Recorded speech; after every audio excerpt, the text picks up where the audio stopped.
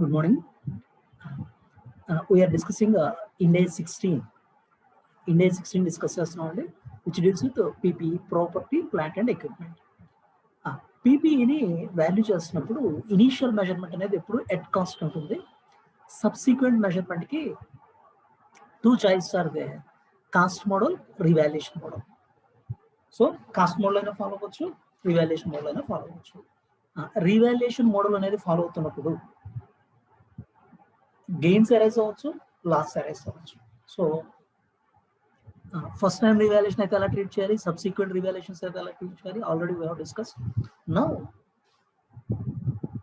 Frequency of revaluation గురించి కూడా మాట్లాడుకున్నాం. Now recollecting the provisions, presentation of revaluation, అసలు రివాల్యుయేషన్ని ఎలా ప్రజెంట్ చేయాలి అనే ఫ్యాక్ట్ని మనం డిస్కస్ చేద్దాం. Suppose asset original cost 10 lakhs ఉంది, ఇప్పటి వరకు అక్యూములేటెడ్ డిప్రిసియేషన్ ఏదైతే ఉందో 6 lakhs ఉంది. అంటే 4 lakhs is the carrying amount or book value of the asset. Now దాన్ని రీవాల్యూ చేస్తే 4 lakhs క్యారింగ్ అమౌంట్ ఉన్నది ఇప్పుడు 8 lakhsకి రీవాల్యూ అవుతుంది. How to present the 4 lakhs revaluation surplus?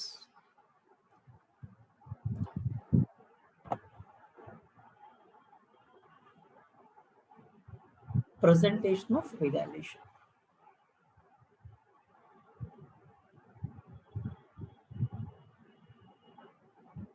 Revaluation చేస్తున్నప్పుడు సర్ప్లస్ అయినా అరైజ్ అవ్వచ్చు, దట్ ఈస్ ఇంక్రీజ్ అయినా అరైజ్ అవ్వచ్చు, ఆర్ డిక్రీజ్ అయినా అరైజ్ అవ్వచ్చు. So two alternatives are possible. Suppose asset cost 10 lakhs ఉంది, accumulated depreciation 6 lakhs ఉంది, అంటే 4 lakhs is the carrying amount or book value of the asset. ఇప్పుడు దీన్ని రీవాల్యూ చేస్తే it is valued at 8 lakhs. 4 lakhs books లో value ఉన్న asset 8 lakhs revalue అయింది అంటే 4 lakhs is revaluation surplus, increase. మరి దీన్ని ఇప్పుడు ఎలా ప్రజెంట్ చేద్దాం సార్? 4 lakhs ని 8 lakhs ఇంక్రీజ్ చేసే ప్రాసెస్ లో 2 ways are possible.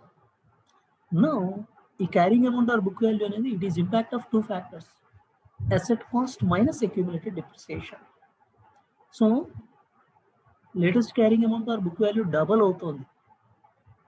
దేనిపై asset cost and accumulated depreciation కూడా ప్రపోర్షనేట్గా మనం డబల్ చేస్తూ టేకప్ చేయడం ఒక ఆల్టర్నేటివ్గా కన్సిడర్ చేయొచ్చు. సో ఇది existing position. Now revised position.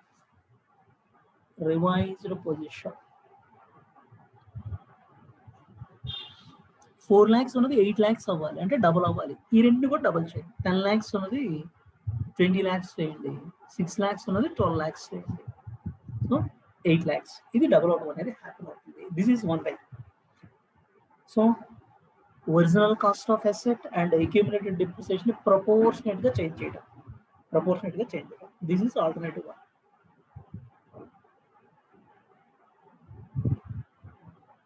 ఇది ఇంక్రీజ్ అయినా కావచ్చు, డిక్రీజ్ అయినా కావచ్చు. నేను ఇంక్రీజ్కి ఎలా చెప్తున్నాను, డిక్రీజ్ కూడా సేమ్ వే లాజిక్ అప్లై అవుతుంది. Alternative one, increase oblique decrease the original cost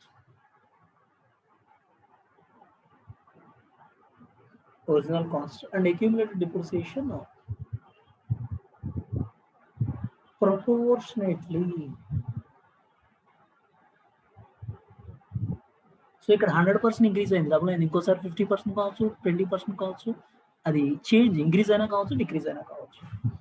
so at present already మనం ఈ ఒరిజినల్ పొజిషన్కి ఆల్రెడీ బుక్స్లో ఇంక్రీజ్ రాసాం. ఇప్పుడు ఈ చేంజ్కి ఎంట్రీ ఎలా రాయాలి? ఒరిజినల్ కాస్ట్ 10 lakhs ఉన్నది ఇంకో 10 lakhs ఇంక్రీజ్ అవుతుంది అంటే asset cost account data 10 lakhs.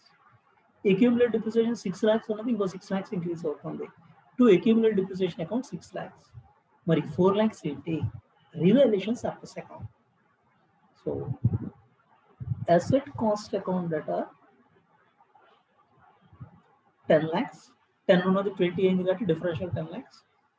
To accumulated depreciation 6 lakhs ఉన్నది 12 lakhs అవుతుంది. సో ఆ differential 6 lakhs.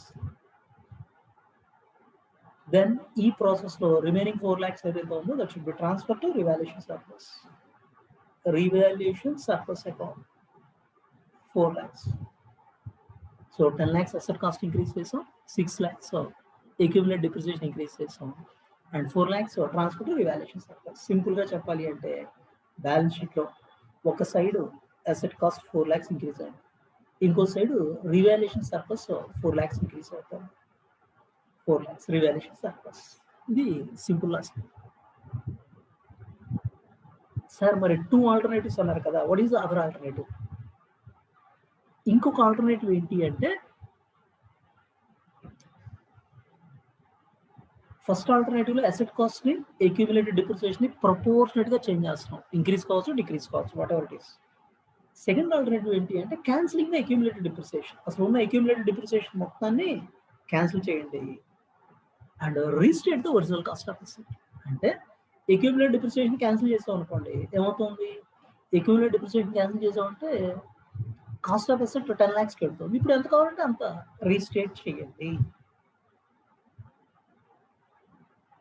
So accumulated depreciation 6 lakhs cancel చేసాం. ఈ 6 lakhs క్యాన్సిల్ చేస్తే 10 lakhs original cost of asset ఉంది. ఇప్పుడు మనకి 8 lakhs కావాలి, 8 lakhs కావాలి. 2 lakhs అసెట్ కాస్ట్ ని రెడ్యూస్ చేసుకోండి and remaining portion transfer to revaluation surplus. So balance sheet లో అసెట్ 10 lakhs రిఫ్లెక్ట్ అవుతుంది, అక్యూములేటెడ్ డిప్రిసియేషన్ 6 lakhs రిఫ్లెక్ట్ అవుతుంది. ఇది అట్ ప్రెసెంట్ ఉన్న పొజిషన్. ఈ 4 lakhs breakup 10 lakh asset cost, accumulated depreciation 6 lakhs. So ఇప్పుడు ఈ 6 lakhs ని క్యాన్సిల్ చేస్తే 10 lakhs కాస్ట్ ఆఫ్ అసెట్ అవుతుంది. క్యాన్సిల్ చేస్తూ దెన్ దీన్ని మరి అడ్జస్ట్ చేసేటప్పుడు 10 lakhs అసెట్ కాస్ట్ అవుతుంది, మనకి 8 lakhs చాలు. So 2 lakhs asset cost adjust చేసుకోవడం, రిమైనింగ్ ఏదైతే ఉందో రివాల్యుయేషన్ సర్ప్లస్ అడ్జస్ట్ చేస్తాం. దెన్ ఈ 6 lakhs ని క్యాన్సిల్ చేయడం కోసం అసెట్ కాస్ట్ ని 2 lakhs రెడ్యూస్ చేస్తాం. Reducing asset cost by 2 lakhs. ఇక్కడ ఆటోమేటిక్గా 2 lakhs క్యాన్సిల్ అవుతుంది.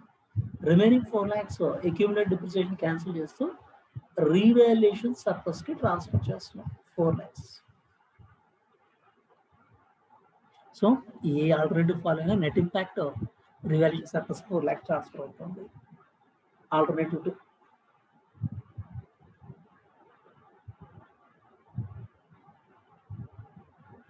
cancel accumulated depreciation and restate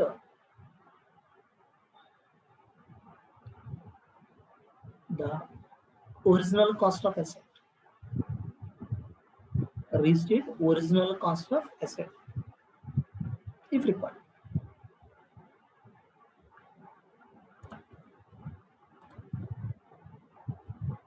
Restate original cost of asset if required.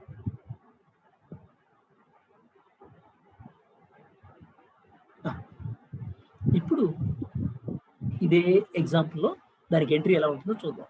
So original cost of asset 10 lakhs ఉంది, accumulated depreciation 6 lakhs. దీన్ని cancel చేస్తున్నాం అంటే 6 lakhs cancel చేయాలి. అందులో 2 lakhs asset cost ని రిడ్యూస్ చేయడానికి యూజ్ చేయండి. రిమైనింగ్ 4 lakhs రివాల్యుయేషన్ సర్ప్లస్ కి ట్రాన్స్ఫర్ చేయండి. So accumulated depreciation account data 6 lakhs to asset cost account or asset account 2 lakhs to revaluation surplus 4 lakhs. This is alternative. ఇక్కడైనా revaluation surplus 4 lakhs transfer అయింది, ఇక్కడైనా revaluation surplus 4 lakhs transfer అయింది. ఈ రెండు alternatives లో ఏ method అయినా follow అవ్వచ్చు. That is our choice. We can follow any method. Now, ఇక్కడ రివాల్యుయేషన్ సర్ప్లస్ ఏదైతే అరైజ్ అవుతుందో దీన్ని ఏ పర్పస్ కి యూజ్ చేయొచ్చు సార్? రివాల్యుయేషన్ సర్ప్లస్ ఇక్కడ 4 lakhs క్రియేట్ అయింది, ఏ పర్పస్ కి యూజ్ చేయొచ్చు? సో రివాల్యుయేషన్ చేసినప్పుడు ఎప్పుడైతే సర్ప్లస్ ఉంటుందో అంటే అప్వర్డ్ రివాల్యుయేషన్ అనేది హ్యాపీ అయినట్టు. మరి సర్ప్లస్ అప్వర్డ్ రివాల్యుయేషన్ వల్ల అరైజ్ అవుతుంది అంటే మరి డిప్రిసియేషన్ కూడా ఇంక్రిమెంటల్ డిప్రిసియేషన్ అనేది హ్యాపన్ అవుతుంది. సో ఆ ఇంక్రిమెంటల్ డిప్రిసియేషన్ ఏదైతే ఉందో that can be charged to the revaluation surplus.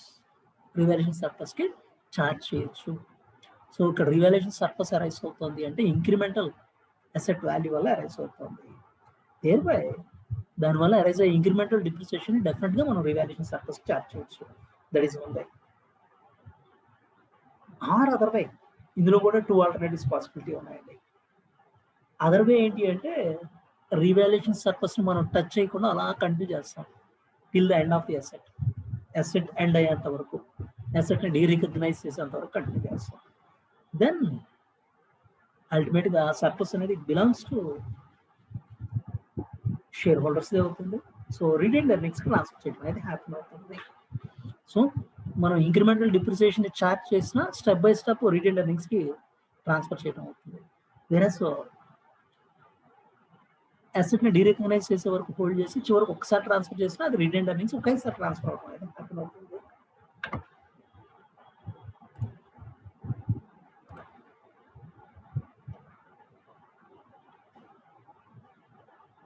Utilization of revaluation surplus.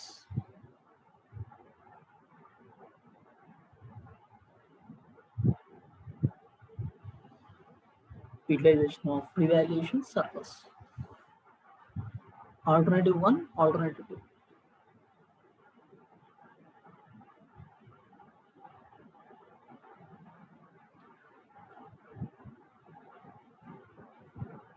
Alternative 1, revaluation surplus వస్తుంది అంటే అప్వర్డ్ రివాల్యుయేషన్ వల్ల అరైజ్ అవుతుంది. దానివల్ల ఇంక్రిమెంటల్ డిప్రిసియేషన్ కూడా అరైజ్ అవుతుంది. కాబట్టి దాన్ని మనం definitely we can charge revaluation surplus charge చేయొచ్చు.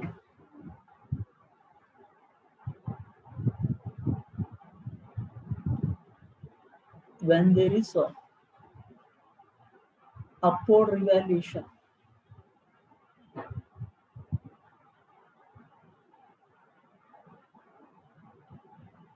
when there is upward revaluation,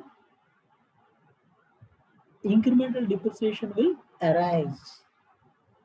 Incremental depreciation arise అవడం అనేది హ్యాపన్ అవుతుంది. So to the extent of incremental depreciation,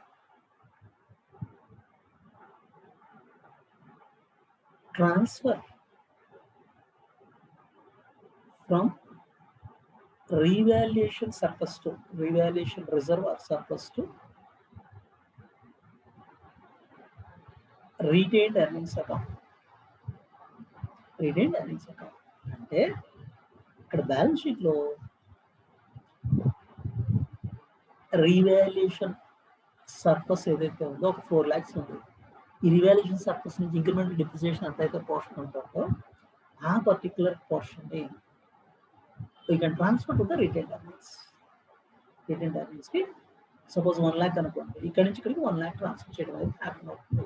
revaluation surplus 1 lakh reduce, retained ఎర్నింగ్స్లో 1 lakh ట్రాన్స్ఫర్ అవుతుంది. అంటే అదర్ ఈక్విటీలో మనం adjust చేస్తున్నాం. Other ఈక్విటీలో ఒక హెడ్ నుంచి ఇంకో హెడ్కి అడ్జస్ట్ చేయడం అనేది హ్యాపన్ అవుతుంది.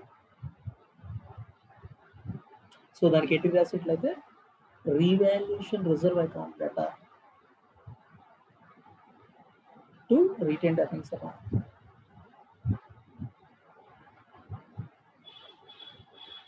Revaluation reserve account data to retained earnings account.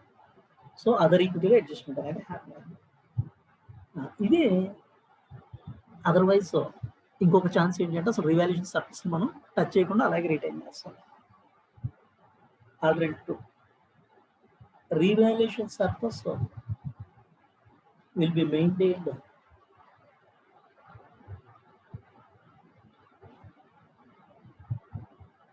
revaluation surplus will be maintained till the asset is derecognized.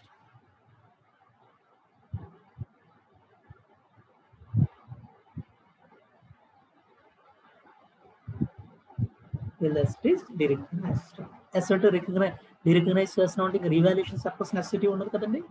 So revaluation surplus necessity ఉండదు కాబట్టి మొత్తం పోర్షన్ని రిటైన్డ్ ఎర్నింగ్స్ ట్రాన్స్ఫర్ చేస్తాం. Then the entire revaluation surplus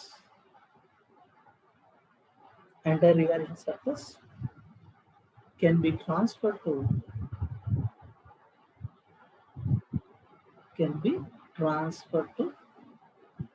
retained earnings.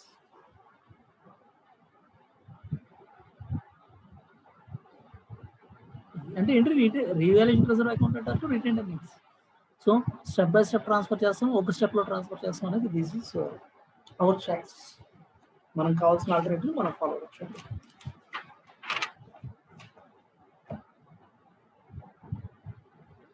Then the next point, next concept మనం discuss చేసేది depreciation. Asset అనేది మనం hold చేస్తున్నాం అంటే డిప్రిసియేషన్ అనేది డెఫినెట్గా ప్రొవైడ్ చేయాలి. So what is depreciation?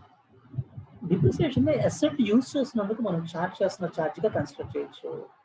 So over a period of time మన యూసేజ్ని ఛార్జ్గా మనం క్రియేట్ చేస్తాం. అంటే this is nothing but systematic allocation of asset cost over the useful life. So ఒక అసెట్ లైఫ్ 10 years అనుకుంటున్నాం అనుకోండి, 10 years అసెట్ కాస్ట్ మనం spread చేస్తాం. 5 years అనుకుంటే 5 years స్ప్రెడ్ చేస్తాం. So systematic allocation of asset cost over useful life. మరి ఇలాంటి కాంటెక్స్లో మనం డిప్రిసియేషన్ క్యాలిక్యులేట్ చేస్తున్నప్పుడు సపోజ్ అసెట్ కాస్ట్ 50 lakhs ఉంది, 10 years లైఫ్ అనుకున్నాం అంటే 5 lakhs is the depreciation. In between suppose మనకు 2 years అయిపోయింది అంటే 10 lakhs డిప్రిషియేట్ చేసే 40 lakhs ఉంది. ఇక్కడ రిమైనింగ్ యూస్ఫుల్ లైఫ్ ఇంకా 8 years, remaining useful life 8 years కాదు, ఇంకో 2 years వర్క్ అవుతుందని ఇక్కడ నుంచి కూడా 10 years వర్క్ అవుతున్నాను అంటే అక్కడ డిప్రిసియేషన్ చేంజ్ అవుతుంది. ఇప్పటివరకు మనం 5 lakhs ప్రొవైడ్ చేసింది పరాను, ఇక్కడ నుంచి 4 lakhs ప్రొవైడ్ చేస్తాం. సో లైఫ్ చేంజ్ అవుతున్నా డిప్రిసియేషన్ చేంజ్ అవుతుంది. Or otherwise change in residual value, change in residual value. So asset cost నుంచి మనం చివరికి వచ్చే రెసిడ్యువల్ వాల్యూని మైనస్ చేస్తాం. ఆ రెసిడ్యువల్ వాల్యూ చేంజ్ అవుతుంది అనుకున్న డిప్రిసియేషన్ అనేది చేంజ్ అవడం అనేది హ్యాపీ అవుతుంది. ఆ change in method of depreciation straight line కాదు, డబ్ల్యూడి మెథడ్కి వెళ్ళాలనుకుంటున్నాం. మెథడ్ ఆఫ్ డిప్రిసియేషన్ అనేది చేంజ్ అవుతుంది. సో ఎక్స్పెక్టెడ్ లైఫ్ చేంజ్ అయినా డిప్రిసియేషన్ చేంజ్ అవుతుంది, మెథడ్ ఆఫ్ డిప్రిసియేషన్ చేంజ్ అయినా డిప్రిసియేషన్ అమౌంట్ చేంజ్ అవుతుంది, రెసిడ్యువల్ వాల్యూ చేంజ్ అవుతున్నా డిప్రిసియేషన్ అమౌంట్ చేంజ్ అవుతుంది. Now మీరు ఐపీసీ లెవెల్లో మెథడ్ ఆఫ్ డిప్రిసియేషన్ చేంజ్ అవుతుంది అంటే దాన్ని ప్రాస్పెక్టివ్ ఎఫెక్ట్ చేసేవాళ్ళ రెట్రాస్పెక్టివ్ ఎఫెక్ట్ చేసేవాళ్ళు జస్ట్ రికలెక్ట్ చేసుకోండి.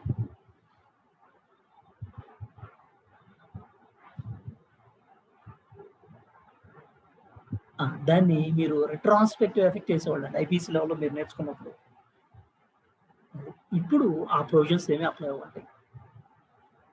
సో దాన్ని change in accounting method retrospective ఎఫెక్ట్గా కన్సిడర్ చేసి అనలైజ్ చేసేవాళ్ళు. Now it is no more. ఇవన్నీ చేంజ్ ఇన్ అకౌంటింగ్ ఎస్టిమేట్స్. అంటే మీరు డిప్రిసియేషన్ మెథడ్ చేంజ్ చేసుకున్నా, యూస్ఫుల్ లైఫ్ చేంజ్ అవుతున్నాను అనుకున్నా, all these are accounting estimates. Accounting పాలసీస్లో చేంజ్ కాదు. సో మీరు చిన్నప్పుడు నేర్చుకున్నప్పుడు అకౌంటింగ్ పాలసీలో చేంజ్గా కన్సిడర్ చేసేవాళ్ళు. Now it is no more. ఇవన్నీ మన ఎస్టిమేట్స్, మన ఎస్టిమేట్ చేంజ్ అవుతుంది కాబట్టి there is no question of retrospective effect, only prospective effect.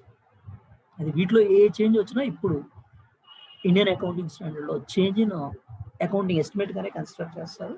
Prospective effect ఇక్కడ నుంచి ఎఫెక్ట్ ఇవ్వడం, రిట్రాస్పెక్టివ్ బ్యాక్ వెళ్ళి ఎఫెక్ట్ ఇవ్వడం అనే క్వశ్చన్ అరైజ్ అవ్వడం.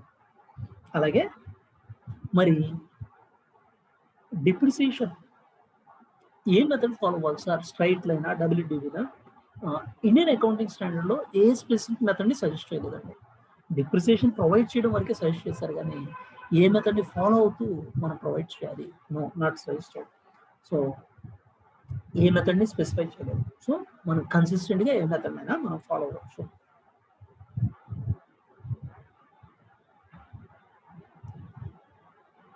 దెన్ డిప్రిసియేషన్లో మనం గుర్తుపెట్టుకోవాల్సిన పాయింట్స్లో, డిప్రిసియేషన్లో మనం methods straight line method follow అవ్వచ్చు, డబ్ల్యూడి మెథడ్ ఫాలో అవ్వచ్చు, యూనిట్స్ ఆఫ్ ప్రొడక్షన్ అంటే అసలు లైఫ్ టైంలో ఎన్ని యూనిట్స్ ప్రొడ్యూస్ చేయొచ్చు, దెన్ ఈచ్ పీరియడ్లో ఎంత ప్రొడ్యూస్ చేయగలం అనే దాని basis units of production method అయినా ఫాలో అవ్వచ్చు.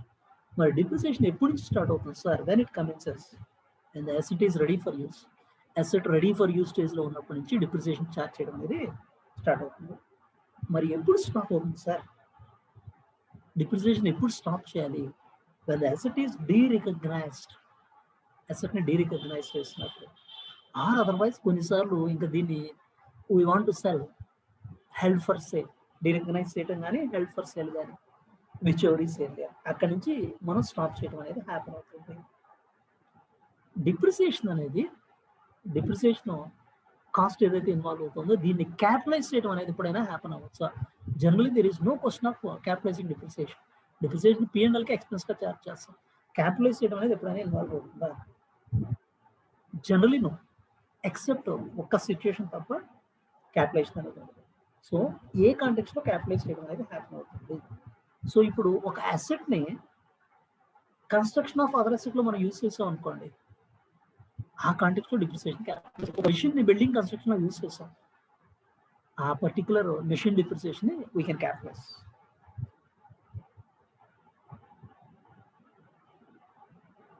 ఇవి major points with respect to depreciation. దాన్ని ఒక చార్ట్ ఫామ్ లో ప్రెజెంట్ చేద్దాం.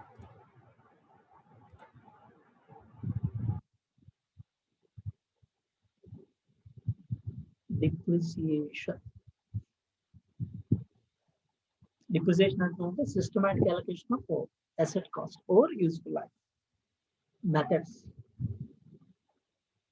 Depreciation methods లో straight line method follow అవ్వచ్చు, WDV method follow అవ్వచ్చు, units of production method follow అవ్వచ్చు.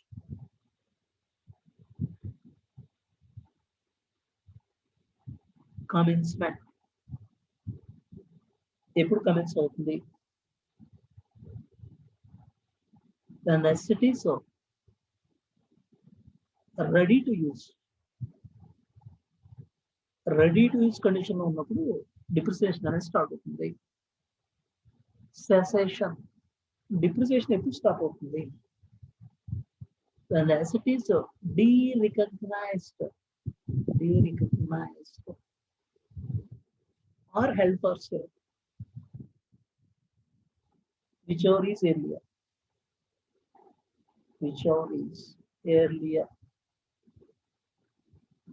Derecognize చేయడం కానీ హెల్డ్ ఫర్ సేల్ కానీ ఈ రెండిట్లో whichever is earlier. Capitalization.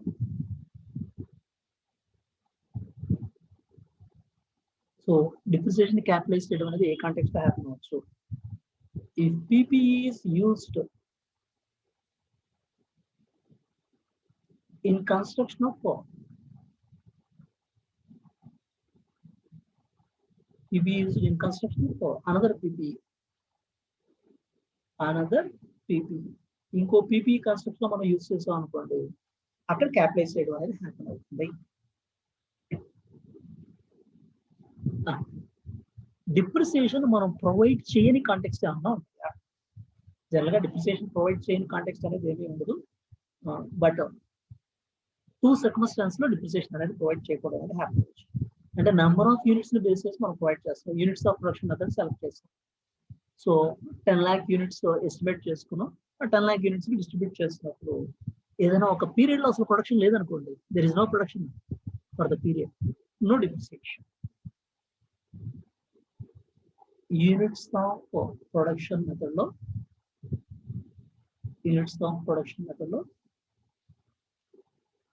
If there is no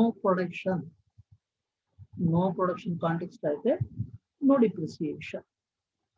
This is one context. Another context. ఎప్పుడైనా residual value of the asset existing book value కంటే higher గా ఉందనుకోండి, అంటే అసెట్ కాస్ట్ మనం రైట్ ఆఫ్ చేస్తూ వెళ్తే బుక్ వాల్యూ 5 lakhs లెవెల్కి రీచ్ అయ్యింది. రెసిడ్యువల్ వాల్యూ ఎంత వస్తుందనే ఫ్యాక్ట్ మనం అనలైజ్ చేస్తే residual value more than 5 lakhs వచ్చే ఛాన్స్ ఉంది. 5 lakhs or more than 5 lakhs, 6 or 7 lakhs వచ్చే ఛాన్స్ ఉంది. ఇంకా రిమైనింగ్ బుక్ వాల్యూ మొత్తం మనకి రెసిడ్యువల్ వాల్యూ రికవర్ అయ్యేటప్పుడు there is no chance for depreciation. If residual value is greater than or equal to existing book value, residual value అనేది greater than or equal to existing book value ఉన్నప్పుడు అక్కడ కూడా depreciation provide చేయాల్సిన అవసరం లేదు. అలాగే asset ideal గా ఉందని డిప్రిసియేషన్ ఛార్జ్ చేయకపోవడం ఉంటుంది. ఇక్కడ ప్రొడక్షన్ మెథడ్ లో యూనిట్స్ ఆఫ్ ప్రొడక్షన్ మెథడ్ లో ప్రొడక్షన్ లేనప్పుడు ఛార్జ్ చేయం. అంతేగాని అసెట్ ఎప్పుడైనా ఐడియల్ గా ఉంది అని డిప్రిసియేషన్ ఛార్జ్ చేయకపోవడం అనే క్వశ్చన్ అరైజ్ అవుతుంది. అలాగే యాక్టివ్ యూజ్ కి లేదు సార్, ఇప్పుడు దీన్ని మనం యాక్టివ్ యూజ్ కి యూజ్ చేయట్లేదు సార్ అనే రీజన్ కూడా there is no chance of not providing depreciation. So ideal గా ఉన్న depreciation ప్రొవైడ్ చేయాల్సిందే, రిటైర్డ్ ఫ్రమ్ యాక్టివ్ యూజ్ అయినా సరే depreciation ప్రొవైడ్ చేయాల్సిందే. అది అన్లెస్ ఫుల్లీ డిప్రిషియేట్ అయిపోతే ఇక మనం ప్రొవైడ్ చేసేది ఏమీ ఉండదు. So this is about depreciation. పీపీలో పాటుగా ఇది కూడా డెఫినెట్ గా మనం తెలుసుకోవాల్సిందే.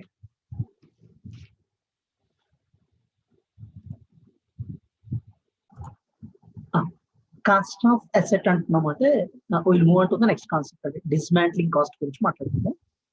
అసలు ఇనిషియల్ గా కాస్ట్ ఆఫ్ అసెట్ అంటున్నాం అంటే పర్చేజ్ ప్రైస్ టేకప్ చేస్తూ డైరెక్ట్లీ అట్రిబ్యూటబుల్ కాస్ట్ కన్సిడర్ చేస్తూ డిస్మాంట్లింగ్ కాస్ట్ కన్సిడర్ చేస్తాం. డిస్మాంట్లింగ్ అంటే ఆ అసెట్ రిమూవల్ కాస్ట్ ఏదైతే అవుతుందో దాన్ని కూడా cost of estimated dismantling cost. Future లో ఒక 10 years తర్వాత ఆ పర్టికులర్ అసెట్ రిమూవ్ చేయాలి, మెషిన్ రిమూవ్ చేయాలి, లేకపోతే మనం కన్స్ట్రక్ట్ చేసిన బిల్డింగ్ రిమూవ్ చేయాలి, రిమూవల్ కాస్ట్ కూడా కాస్ట్ ఆఫ్ అసెట్ లో పాటుగా కౌంట్ చేసుకుంటాం. Present value of estimated dismantling cost. No దీని మీద will discuss the conceptual discussion. So initial గా మనం రికగ్నైజ్ చేస్తున్నప్పుడు ఎస్టిమేటెడ్ డిస్మాంట్లింగ్ కాస్ట్ ఏదైతే ఉందో దాన్ని ఎస్టిమేట్ చేసుకుంటూ present value of estimated dismantling cost దాన్ని క్యాపిటలైజ్ చేయడం అనేది హ్యాపెన్ అవుతుంది.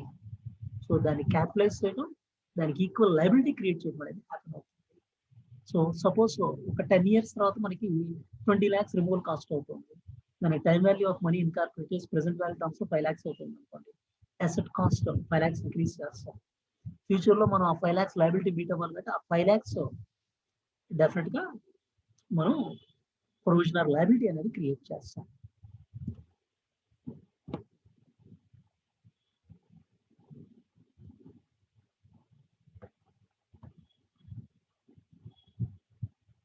దాన్నే డిస్మాంట్లింగ్ అనొచ్చు. డిస్మాంట్లింగ్ ఆర్ డిస్మాంట్లింగ్ కాస్ట్ అనొచ్చు, ఆర్ డీకమిషనింగ్ కాస్ట్ అనొచ్చు అండి. సో అంటే అక్కడ మనం ఇనీషియల్ గా estimated dismantling cost present value అరవై to that extent cost of asset increase చేస్తాం, లయబిలిటీ సైడ్ లయబిలిటీ క్రియేట్ చేస్తాం. ఇలా బోత్ సైడ్స్ ఎఫెక్ట్ అవ్వడం అనేది హ్యాపెన్ అవుతుంది. దాన్ని మనం ఒక ఎంట్రీగా చెప్పాలి అంటే PPE account data to provision for decommissioning. Provision for decommissioning account 5 lakhs.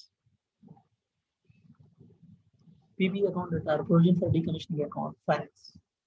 ఇది decommissioning కాస్ట్ కి మనం రికగ్నైజ్ చేయడానికి ఎంట్రీ రాశారు. సో మరి ఇక్కడ ఈ ప్రెసెంట్ వాల్యూ టర్మ్స్ లో ఈ 5 lakhs మనం ఏదైతే రికగ్నైజ్ చేసామో year by year time value of money అనేది చేంజ్ అవుతూ వెళ్తుంది. సో అంటే ఈ 5 lakhs నెక్స్ట్ ఇయర్కి వెళ్ళేసరికి దానికి time value of money effect అవ్వడం వల్ల suppose 10% time value of money అనుకోండి, this will become 5,50,000 next year. Sir మరి ఇప్పుడు ఈ 50,000 ఏం చేయాలి సార్? ఈ 50,000 లయబిలిటీ ఏదైతే ఇంక్రీజ్ అయిందో మరి time value of money effect వల్ల రైస్ అవుతున్న ఆ 50,000 జస్ట్ లైక్ ఒక ఇంట్రెస్ట్ కాస్ట్ లాగా మనం కన్సిడర్ చేసి మన రీటైన్ ఎర్నింగ్స్ దాన్ని అడ్జస్ట్ చేసుకుంటాం. అంటే ఇక్కడ 50,000 డీకమిషన్ లయబిలిటీని ఇంక్రీజ్ చేసాం, to that extent retain earnings 50,000 reduce చేసుకుంటాం.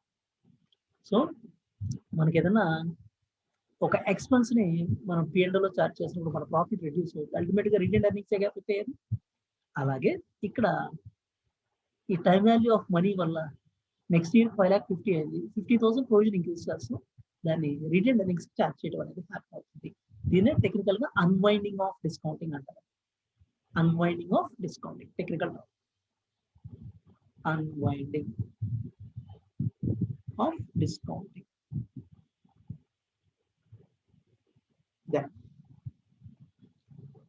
సో అన్వైండింగ్ ఆఫ్ డిస్కౌంటింగ్ ఏదైతే ఉందో దీన్ని స్ట్రైట్ అవే మనం రిటైన్ ఎర్నింగ్స్ అడ్జస్ట్ చేయడం అనేది హ్యాపీ అవుతుంది. ఇప్పుడు మరి డీకమిషనింగ్ కాస్ట్ మనం చేస్తున్న ఎస్టిమేషన్ కూడా చేంజ్ అవ్వచ్చు. ఆ ఎస్టిమేషన్ చేంజ్ అవుతున్నప్పుడు ఎలా ట్రీట్ చేయాలి?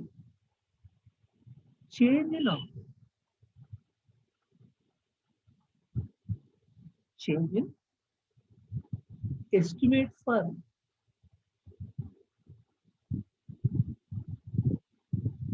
decommissioning cost.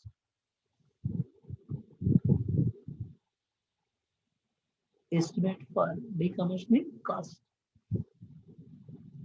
మనం కాస్ట్ మోడల్ ఫాలో అవుతున్నామా, వాల్యూ మోడల్ ఫాలో అవుతున్నాం, రివాల్యుయేషన్ మోడల్ ఫాలో అవుతున్నాం అనేది డిపెండ్ అవుతుంది. If like following cost model, so cost model అయినా ఫాలో అవ్వచ్చు, మనం రివాల్యుయేషన్ మోడల్ అయినా ఫాలో అవ్వచ్చు. If you're following cost model, increase in liability అనేది అరైజ్ అవుతుంది. సో అన్వైండింగ్ ఎఫెక్ట్లు పక్కన పెట్టింది, అన్వైండింగ్ కాదు, మనం లయబిలిటీ. సో ఇనిషియల్ గా మనం 10 lakhs అనుకున్నాము, ఆ లయబిలిటీ ఇంక్రీజ్ అవుతుంది, 12 lakhs ఇంక్రీజ్ అవుతుంది. సో ఆ ప్రెసెంట్ వాల్యూ ఆఫ్ లయబిలిటీ ఏదైతే ఇంక్రీజ్ అవుతుందో దాన్ని ఎలా క్రియేట్ చేయాలి? So create some more liability. PP account అంటే ప్రొవిజన్ ఫర్ డీకమిషనింగ్ అన్నాం కదా, లయబిలిటీ ఎంత కావాలంటే అంత క్రియేట్ చేయండి. Increase in liability, PP account data provision for decommissioning, provision for decommissioning ఎంత కావాలంటే అంత లయబిలిటీ క్రియేట్ చేయండి. అదే decrease in liability, so estimation change decrease అయింది, డిక్రీజ్ అయిందంటే ఎంట్రీ రివర్స్ చేయడం. Provision for decommissioning account data to PP account, provision for decommissioning account data to PPE account. ఇది cost మోడల్లో మనం ఇంక్రీజ్ అండ్ డిక్రీజ్ జస్ట్ మనం రాస్తున్న entry, liability ఇంకొంచెం కావాలి, అదే ఎంట్రీ రిపీట్ చేయాలి, లయబిలిటీ రిడ్యూస్ కావాలి, ఎంట్రీ రివర్స్ అవ్వాలి. సో ఈ కాస్ట్ మోడల్ ఫాలో అవుతున్నప్పుడు మనం గుర్తుపెట్టుకోవాల్సిన some more factors.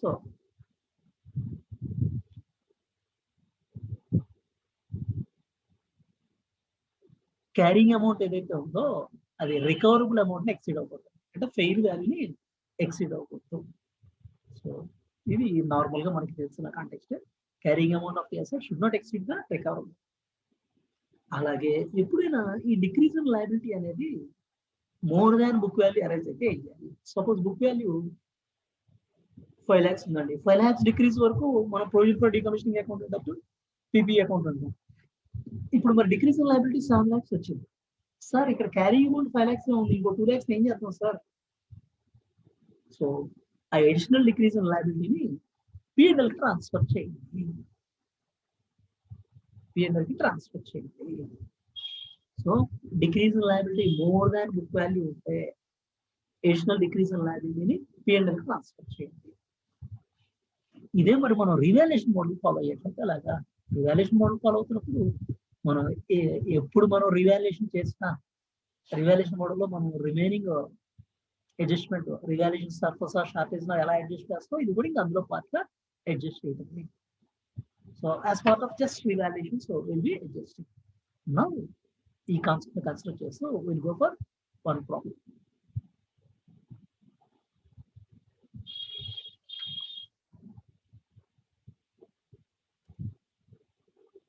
Problem number 21.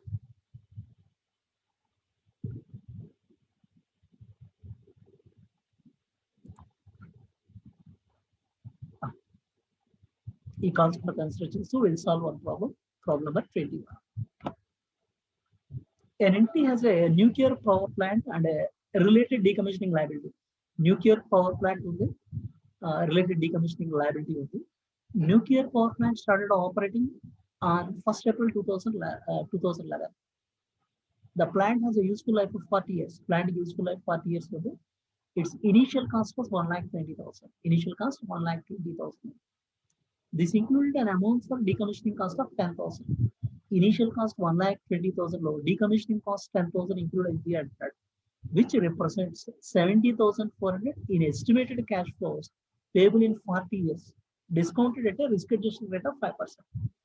So ఇది అసలు ఈ 10,000 అనేది ఎలా క్యాలిక్యులేట్ చేస్తాము అంటే ఎస్టిమేటెడ్ కాస్ట్ 70,400 ఎస్టిమేటెడ్ కాస్ట్ అవుతుంది 40 years తర్వాత. దాన్ని రిస్క్ ఫ్రీ రేట్ ఏదైతే, రిస్క్ అడ్జస్టెడ్ రేట్ ఏదైతే ఉందో 5% రేట్ దగ్గర డిస్కౌంట్ చేసి 10,000 అనే వాల్యూ అనేది.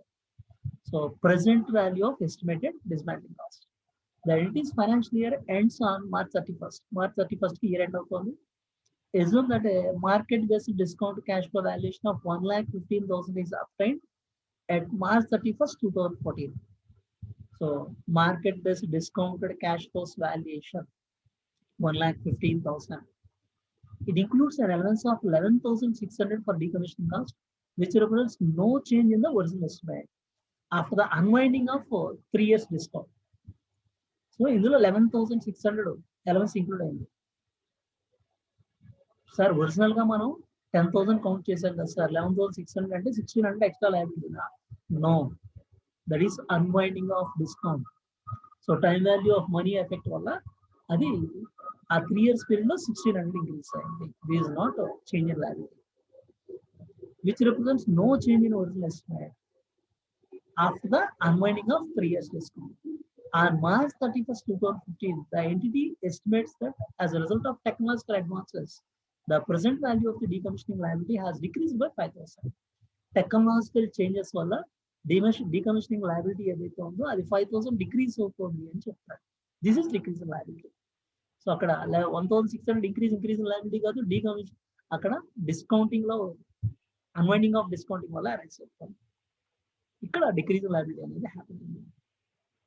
The entity decides that a full valuation of asset is needed at 31st March 2015 in order to ensure that the carrying amount does not differ materially from fair value. The asset is now valued at 1,07,000, which is net of an allowance for reduced decommissioning obligation. ఇక్కడ question miss అయింది, just include the question. చివరిలో last sentence question miss అయింది. How the entity will account for the changes in decommissioning liability if it adopts a revaluation model.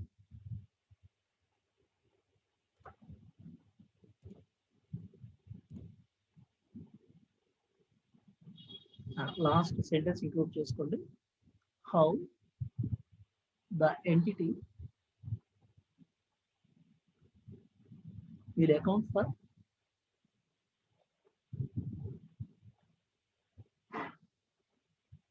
the above changes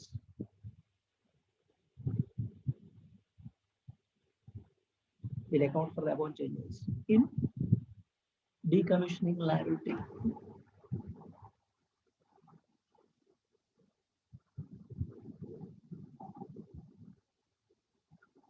Decommissioning liability if it adopts a revaluation model. It adopts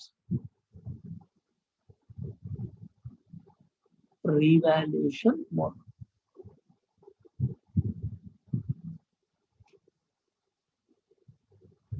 It adopts revaluation model. That is one sentence include. Just include one sentence there. Just go through the problem. Nuclear power plant and related decommission liability consider చేస్తే 1st April 2011 initial cost 1,20,000 ఉంది. అందులో డీకమిషనింగ్ cost 10,000 include అయ్యింది అంటాడు. 40 years life. ఈ 10,000 ఎలా calculate చేశారు అంటే 70,400 డీకమిషనింగ్ liability 40 years తర్వాత అయ్యేదానికి ప్రెసెంట్ వాల్యూ అనేది 5% దగ్గర రిస్క్ అడ్జస్ట్ డిస్కౌంట్ రేట్ 5% దగ్గర. ఇప్పుడు March 31st, 2014 కి రివాల్యూ చేస్తే 1,15,000 వాల్యూ ఆఫ్ అసెట్ వస్తుంది. ఇందులో డీకమిషనింగ్ కాస్ట్ 11,600 అయింది. సార్ అంటే 1,600 ఇంక్రీజ్ ఏదైతే ఉందో అది ఎడిషనల్ లయబిలిటీనా? No, that is because of unwinding effect అని చెప్తున్నాడు కదా. అన్వైండింగ్ ఎఫెక్ట్ అని క్లియర్ గా చెప్తున్నాడు. సో ఈ 11,600 ఏదైతే ఉందో 1,600 అన్వైండింగ్ ఆఫ్ డిస్కౌంటింగ్ వల్ల టైం వాల్యూ ఆఫ్ మనీ వల్ల ఇంక్రీజ్ అయింది. తర్వాత నెక్స్ట్ ఇయర్ 2015 కి టెక్నాలజికల్ చేంజెస్ వల్ల decommission liability decreased by 5,000. Liability decrease by 5,000. ఇక్కడ వాల్యుయేషన్ మనం టేకప్ చేస్తే 1,07,000 వాల్యూ అవుతుంది.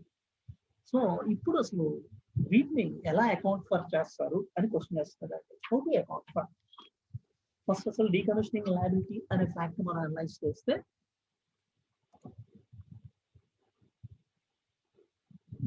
decommissioning liability.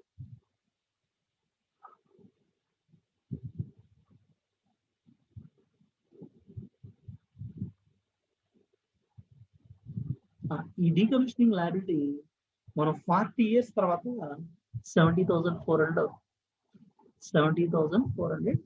40 years తర్వాత ఇది మనం చేసిన ఎస్టిమేట్ 40 years. దాన్ని డిస్కౌంట్ చేసి టుడేస్ ప్రెసెంట్ వాల్యూ 10,000. దీన్ని 3 years తర్వాత అనలైజ్ చేస్తే 11,600 అయింది. ఇది there is no change in liability. ఈ 1,600 అనేది అన్వైండింగ్ ఆఫ్ డిస్కౌంటింగ్. సో దాన్ని అదర్వైజ్ జస్ట్ మన understanding. So decommission liability at the end of 3 years ఎంత అంటే ఎండ్ ఆఫ్ 3 years కి 10,000 ఇవాళ ఉన్నది 3 years తర్వాత ఎంత అవుతుంది అంటే కాంపౌండ్ చేస్తే అరవచ్చు. 5% రేట్ దగ్గర కాంపౌండ్ చేస్తే 10,000 into 1 plus 0.05 power 3. సో 11,576 అవుతుందండి. దాన్ని రౌండ్ ఆఫ్ చేసి 11,600గా తీసుకున్నారు. 11,600. సో 10,000ని 3 years కి time value of money compound చేస్తే వెళ్ళండి 5% దగ్గర 1 plus 0.05 power 3 11,576. It is rounded up to 11,600. So unwinding of discount for 3 years 11,600 minus 10,000 1,600.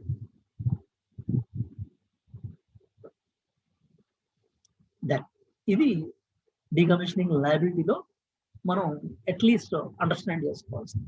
No one by one will move on.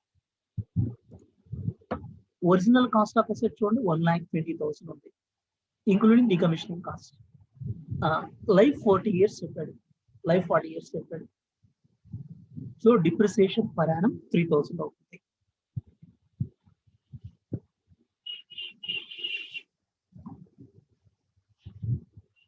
Original cost of asset 1,20,000. Life 40 years చెప్పాడు కాబట్టి depreciation per annum 1,20,000 divided by 40 years 3,000 per annum depreciation అవుతుంది. Now 1/4/2011 ఈ asset acquire చేసాం. ఇప్పుడు 31st March 2014 కి revaluation చేస్తున్నాం కాబట్టి అసలు ముందు ఆ పాయింట్ ఆఫ్ టైం కి carrying amount or book value ఎంత ఉంటుంది? Carrying amount or book value of the asset on 31st March 2014. Asset original cost 1,20,000 less depreciation for 3 years. Accumulated depreciation for 3 years. 3,000 into 3. Every year 3,000 depreciate చేస్తూ వెళ్తాం అంటే 9,000 depreciate అయ్యింది. అంటే 1,11,000 is the carrying amount on 31st March 2014. Carrying amount is nothing but book value. ఇప్పుడు latest valuation ఎలా ఉంది చూడండి.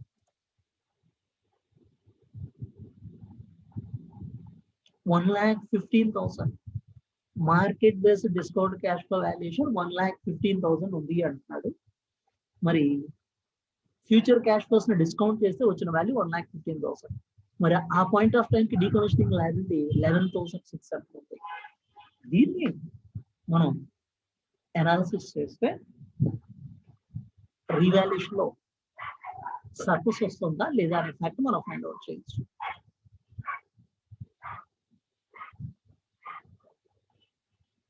Asset revaluation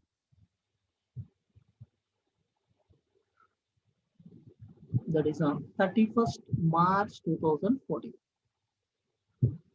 31st March 2014. ఇది asset revaluation. Value of asset based on future cash flows. Future cash flows based చేసి value of asset 1,15,000.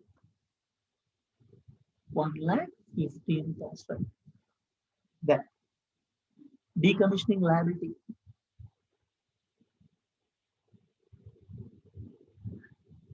Decommissioning liability ఏదైతే ఉందో this is 11,600. 11,600. total comes to 1,26,600. 1,11,000 carrying on amount books లో 1,26,600 value అవుతుంది. అంటే balance sheet లో మనం analysis చేసుకుంటే carrying amount 1,11,000 ఉంది. ఇప్పుడు దీన్ని రీవాల్యూ చేసి నో 1,26,600 ఇస్ వాల్యూ అంటున్నాం. అంటే ద ఇంక్రీజ్ ఏదైతే ఉందో this is nothing but revaluation surplus 15,600. Revaluation surplus equal to 1,26,600 minus 1,11,000. 15,600. ఇది revaluation surplus అండి.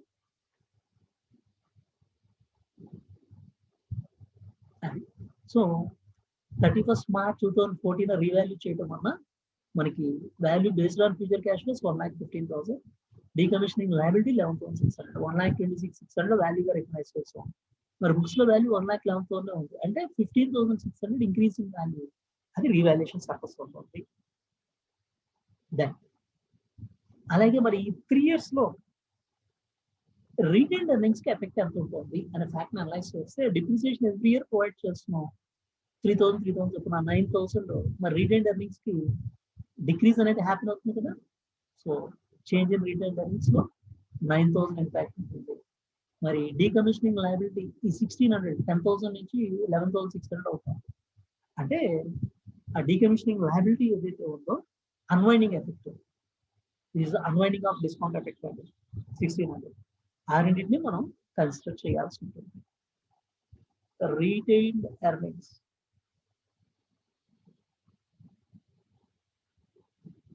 చేంజ్ ఇన్ రీటైన్డ్ ఎర్నింగ్స్ మనం అనలైజ్ చేస్తే accumulated depreciation for 3 years 3,000 into 3 9,000. So ఈ డిప్రిసియేషన్ ప్రొవైడ్ చేయడం వల్ల రీటైన్డ్ ఎర్నింగ్స్ రిడ్యూస్ అవుతుంది. Unwinding of discount for 3 years 10,000 ఉన్నది 11,600 అవుతుంది అంటే that 1,600. Total 10,600 decrease in retained earnings. అంటే ఇక్కడ రిటైన్డ్ ఎర్నింగ్స్ వాల్యూ ఏదైతే ఉందో it decreases by 10,600 over a period of 3 years. అది ఇక్కడికి మనం 2014 కి మనం 31st March 2014 చేసిన అనాలిసిస్. అసెట్ బుక్ వాల్యూ 1,11,000 నుంచి 1,26,600 ఇంక్రీజ్ అయింది. రివాల్యుయేషన్ సర్ప్లస్ 15,600 వచ్చింది. అలాగే ఈ 3 years లో రిటైన్డ్ ఎర్నింగ్స్ డిప్రిసియేషన్ వల్ల అక్యూములేటెడ్ డిప్రిసియేషన్ వల్ల 9,000, అన్వైండింగ్ ఆఫ్ డిస్కౌంట్ వల్ల 1,600. Total 10,600 decrease అవుతుంది. Then next day, on 31st March 2015, the entity estimates that as a result of technological advances, the present value of decommissioning liability has decreased by 5,000. ఇక్కడ liability reduce అయ్యారు. So ఇప్పుడు latest last year కి 11,600 ఉన్నది, ఒక year కి unwinding of discounting effect వల్ల కొంత increase అవుతుంది. అక్కడి నుంచి లయబిలిటీ డిక్రీజ్ ఎఫెక్ట్ ని కన్సిడర్ చేసి what is the latest liability అనేది మనం అడగాలి. దెన్ అసెట్ రీవాల్యూ చేస్తే asset is now revalued value at 1,07,000 which is net of allowance for the reduced decommissioning obligation. So decommissioning obligation include అవ్వలేదు అన్నాడు. ఇప్పుడు డీకమిషనింగ్ obligation కూడా మనం కౌంట్ చేసి క్యాలిక్యులేట్ చేయాల్సి ఉంటుంది. సో 2015 ఎండింగ్ మనం అనలైజ్ చేయాలి.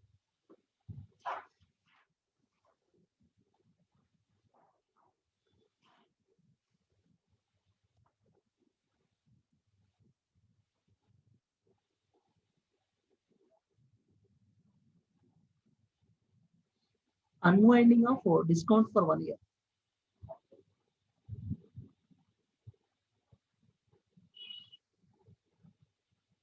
Unwinding of discount for 1 year.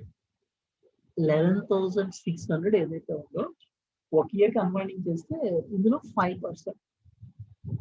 So this comes to 580. 600 round off చేసేద్దాం. Will round it off to 600. 580 rupees అవుతుంది. 600 రౌండ్ ఆఫ్ చేస్తున్నాం. నౌ ఇప్పుడు 2015 ఎండింగ్ కి మనం అనలైజ్ చేస్తే 31st March 2015 అండి. Decommissioning liability.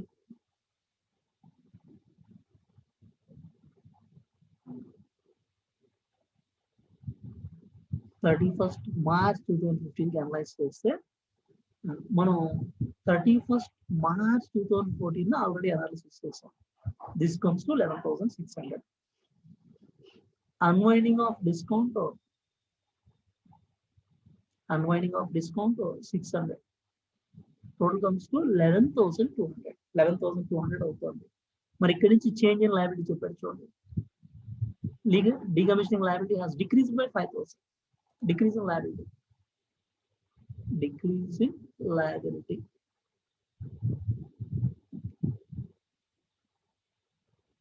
5,000.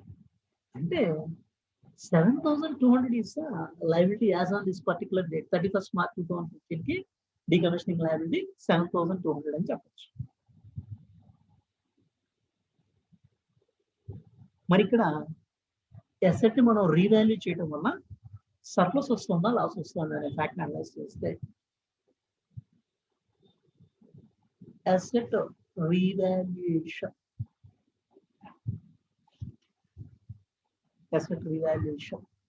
Okay. Asset revalue చేసే ముందు క్యారింగ్ అమౌంట్ క్యాలిక్యులేట్ చేద్దాం. Carrying amount of asset on 31st March 2015. 31st March 2015 కి we'll calculate the carrying amount. Carrying amount or book value on 31st March 2014. Previous గా calculate చేసాం చూడండి.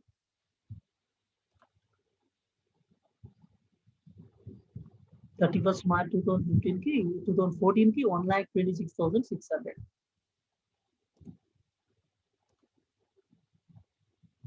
So 1,26,600. మరి ఒక year కి డిప్రిసియేషన్ ప్రొవైడ్ చేయాలి కదా. డిప్రిసియేషన్ ఫర్ 1 year 1,26,600 అనేది నెక్స్ట్ 37 years లో, టోటల్ 40 years లో 3 years కంప్లీట్ అయిపోయింది. అంటే remaining 37 years. So 3,420 depreciation provide చేస్తాం. This comes to 1,23,180. 1,23,180 carrying amount of the asset on 31st March 2015. ఇప్పుడు asset revaluation on 31st March 2015.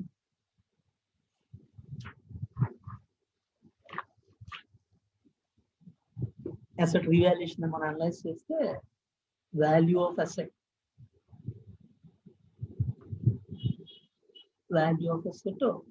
1,07,000. 1,07,000. Decommissioning liability.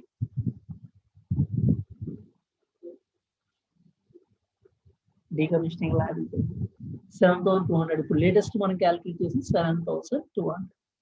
అంటే 1,14,200 is the latest valuation of the asset. So ఇది revalue చేయడం వల్ల వచ్చిన value. మరి books లో carrying amount ఎంత ఉంది? 1,23,180 ఉంది. 1,23,180 ఉన్న అసెట్ అని రీవాల్యూ చేస్తే 1,14,200 అవుతుంది. అంటే revaluation loss. 1,14,200 minus 1,23,180 is nothing but 8,980. 8,980. ఇది రీవాల్యుయేషన్ లాస్. ఇప్పుడు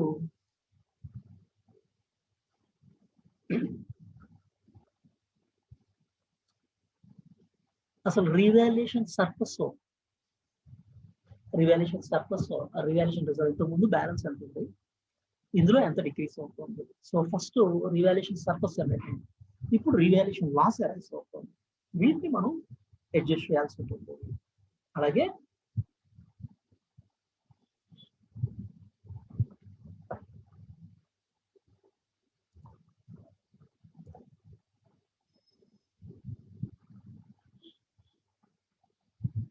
రీవాల్యుయేషన్ సర్ప్లస్ 31st March 2014 కి 15,600 సర్ప్లస్ వచ్చినది. 1,11,000 బుక్స్ లో వాల్యూ ఉన్న అసెట్ 1,26,600 కి లేటెస్ట్ వాల్యూ చేస్తే 15,600 సర్ప్లస్ వచ్చింది.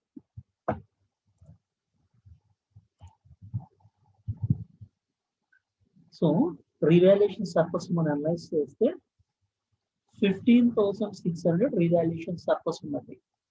ఇప్పుడు ఈ 15,600 నుంచి మనం అడ్జస్ట్ చేయాల్సింది 8,980 లాస్ ఏదైతే ఉందో దీనికి అడ్జస్ట్ చేసుకుంటాం.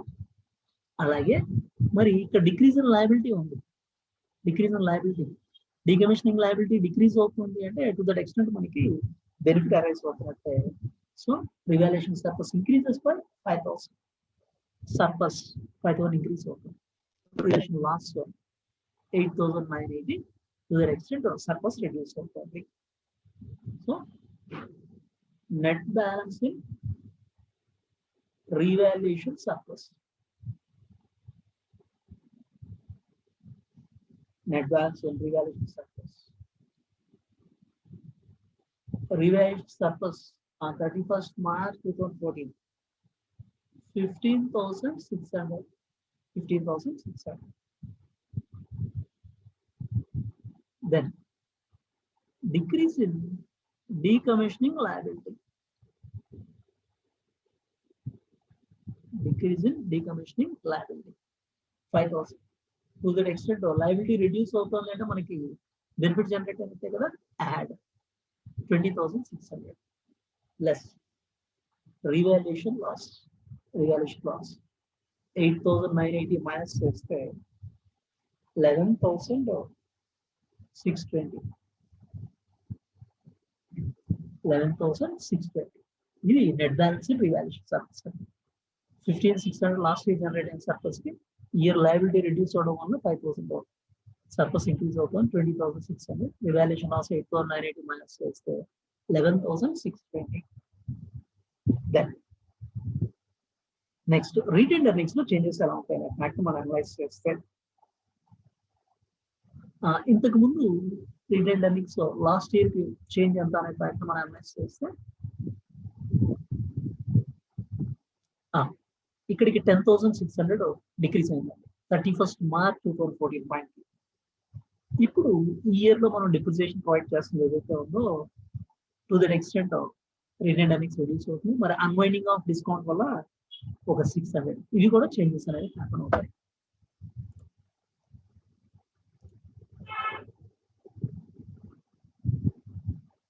రిటైన్డ్ ఎర్నింగ్స్, ఈ రిటైన్డ్ ఎర్నింగ్స్ లో changes, decrease in retained earnings by 31st March 2014. 31st March 2014 కి 10,600 డిక్రీజ్ అయింది. ఇప్పుడు depreciation charge for the year 3,420. Depreciation charge చేస్తున్నాము అంటే డెఫినెట్ గా retained earnings to that extent reduce అవుతుంది. Unwinding of discount for this particular year, ఈ particular year కి unwinding of discount 600. So to that extent retained earnings reduce అవుతుంది. Total comes to 14,620. ఇది net decrease. ఇది ఇక్కడ మనం different impacts changes account for చేయమన్నాడు కదా, ఇవి మనం అకౌంట్ ఫర్ చేయాల్సిన changes. Just I will go through the problem solution part once again. First decommissioning liability present value 10,000 చెప్పాడు. ఆ 10,000 కి బ్యాక్గ్రౌండ్ కూడా వాడి చెప్పాడు. 40 years తర్వాత 70,400 డీకమిషనింగ్ కాస్ట్ అవుతుంది. దాన్ని 5% డిస్కౌంట్ చేసి ప్రెసెంట్ వాల్యూ 10,000. ఇది 3 years తర్వాత 11,600 వస్తుంది అంటే unwinding of discount, time value of money వల్ల ఆ 1,600 డిఫరెన్స్ అనేది అరైజ్ అవుతుంది. అది ఎలా అంటే 10,000 ని 3 years కి కాంపౌండ్ చేస్తే 5% ఇంటూ 1 + 0.05 11,576 రౌండ్ ఆఫ్ చేస్తే 11,600. సో 10,000 నుంచి 11,600, 1,600 అన్వైండింగ్ ఆఫ్ డిస్కౌంట్. ఇప్పుడు 1st April 2011 అసెట్ స్టార్ట్ అయింది. 31st March 2014 కి మనం క్యారింగ్ అమౌంట్ ఎంతో క్యాలిక్యులేట్ చేస్తే ఒరిజినల్ కాస్ట్ 1,20,000 ఉందండి. 40 years లో డిప్రిషియేట్ చేయాలి కాబట్టి 3,000 డిప్రిషియేషన్ పర్ యానం. 3 years లో 9,000 డిప్రిషియేట్ చేస్తాం అంటే 1,11,000 ఈజ్ ద క్యారింగ్. ఇప్పుడు బుక్స్ లో 1,11,000 వాల్యూ ఉన్న అసెట్ ని రీవాల్యూ చేస్తే value based on future cash flows 1,15,000. ఇప్పుడు డీకమిషనింగ్ లయబిలిటీ 11,600. ఇక్కడ ఇంక్రీజ్ ఇన్ లయబిలిటీ ఏం లేదండి, only thing unwinding of discount వల్ల ఈ చేంజ్ వచ్చింది 11,600. సో 1,26,600. సో బుక్స్ లో 1,11,000 ఉన్నది, బ్యాలెన్స్ షీట్ లో 1,26,600 అవుతుంది అంటే 15,600 revaluation surplus. So revaluation surplus ఈ రెండింటి కూడా డిఫరెన్స్ 1,26,600 మైనస్ 1,11,000 15,600 ఇక్కడ రివాల్యుయేషన్ సర్ప్లస్ అనేది జనరేట్ అవుతుంది. ఇప్పుడు రీటైన్ ఎర్నింగ్స్ ఎంతవరకు ఎఫెక్ట్ అయింది 3 years లో? Depreciation for 3 years 9,000 retain earnings balance reduce అవుతుంది. Unwinding of discount just like interest charge చేస్తూ వెళ్ళడం వల్ల ఈ 1,600 total 10,600 decrease in retain earnings అనేది హ్యాపీ డిక్రీజ్ ఇన్ రిటైన్. ఇది 31st March 2015 14 31st March 2015 ఎలా ఉంటుందో చూద్దాం. ఇప్పుడు ఒక ఇయర్ ఇంక్రీజ్ అయింది అంటే అన్వైండింగ్ ఆఫ్ డిస్కౌంట్ మళ్ళీ అరైజ్ అవుతుంది. 11,600 లో 5%, 580 ఆర్ 600 రౌండ్ ఆఫ్ చేస్తున్నానండి. So unwinding of discounting 600 effect arise అయింది. ఇప్పుడు మరి చేంజ్ ఇన్ లయబిలిటీ అనేది ఉంది కాబట్టి లేటెస్ట్ బ్యాలెన్స్ ఎంత అనేది చూద్దాం. మనం అసెట్ ని వాల్యూ చేయాలి అంటే డీకమిషన్ లయబిలిటీ కూడా తెలియాలి. సో 31st March 2014 కి 11,600 ఉంది. అన్వైండింగ్ ఆఫ్ డిస్కౌంట్ వల్ల 600 అంటే 11,200. డిక్రీజ్ లయబిలిటీ 5,000 చెప్పాడు, మైనస్ చేయండి. Latest liability value 7,400. ఇప్పుడు రీవాల్యూడ్ అమౌంట్ ఎంత వస్తుంది? రీవాల్యూడ్ అమౌంట్ లో లేటెస్ట్ వాల్యూ 1,07,000 చెప్పాడు. డీకమిషనింగ్ లయబిలిటీ 7,200 ఇంక్లూడ్ చేస్తే 1,14,200. మరి ఇక్కడ రీవాల్యుయేషన్ వల్ల సర్ప్లస్ లాసా అనే ఫ్యాక్ట్ అనలైజ్ చేయాలంటే క్యారింగ్ అమౌంట్ తో కంపేర్ చేయాలి. క్యారింగ్ అమౌంట్ 31st March 2015 చేయాలంటే 31st March 2014 1,26,600 తీసుకొచ్చాం. సో ఉన్న వాల్యూ రీవాల్యూ చేశాక 1,26,600 వచ్చింది. దీన్ని 37 years లో డిప్రిషియేట్ చేయాలంటే పర్ యానం 3,420. అది మైనస్ చేస్తే ఒక ఇయర్ కి 1,23,180. బుక్స్ లో 1,23,180 అసెట్ ఉన్న వాల్యూ ఉన్న అసెట్ ని ఇప్పుడు రీవాల్యూ చేస్తే 1,14,200 వచ్చిందండి. అంటే 8,980 రీవాల్యుయేషన్ లాస్, రీవాల్యూ చేయడం వల్ల వచ్చిన లాస్. ఇప్పుడు ఒక ఇయర్ రీవాల్యుయేషన్ సర్ప్లస్ వచ్చింది, ఇంకో ఇయర్ లాస్ వచ్చింది. సో ఫస్ట్ ఇయర్ లో 15,600 సర్ప్లస్ వచ్చింది, రీవాల్యుయేషన్ సర్ప్లస్ క్రియేట్ చేశాం లాస్ట్ ఇయర్ 31st March 2014 లో. అలాగే ఇప్పుడు లాస్ వస్తుంది 8,980. To that extent surplus reduce చేసుకుంటాం. అలాగే మరి ఇక్కడ decrease in liability, decommissioning liability మనకి ఎప్పుడైతే రెడ్యూస్ అయిందో మనకి బెనిఫిట్ ఇంప్రూవ్ అవుతున్నట్టే కాబట్టి రివాల్యుయేషన్ సర్ప్లస్ 5,000 మనం ఇంక్రీజ్ చేస్తాం. సో 31st March 2014 కి సర్ప్లస్ 15,600 ఉన్నదానికి డీకమిషన్ లయబిలిటీ రెడ్యూస్ అవుతున్న 5,000 యాడ్ చేయండి, 20,600 అవుతుంది. దీనిలో రివాల్యుయేషన్ లాస్ మైనస్ చేయండి 8,980, 11,620. ఇది నెట్ బ్యాలెన్స్ రివాల్యుయేషన్ సర్ప్లస్. మరి ఇప్పుడు రీటైన్ ఎర్నింగ్స్ ఇప్పటివరకు ఎంత చేంజ్ అయింది? ఆల్రెడీ ప్రీవియస్ గా 10,600 చేంజ్ అయ్యేది ఉంది, డిక్రీస్ 10,600 31st March 2014 క్యాల్కులేట్ చేసింది. మరి depreciation for the year 3,420, unwinding of discount 600. So ఇవన్నీ ఇంపాక్ట్ కన్సిడర్ చేస్తే 14,620 is the net decrease in retain. So 2014 ending ఒకసారి రివాల్యుయేషన్ అనలైజ్ చేసాం, 2015 ఎండింగ్ ఒకసారి రివాల్యుయేషన్ అనలైజ్ చేసాం. ఇందులో స్పెసిఫిక్ గా డీకమిషనింగ్ లయబిలిటీ అనేది major part. So unwinding of discount ఏదైతే ఉందో, unwinding of discount effect, change in liability, వీటిని అనలైజ్ చేస్తూ మనం క్యాల్కులేషన్ చేయాల్సి ఉంటుంది.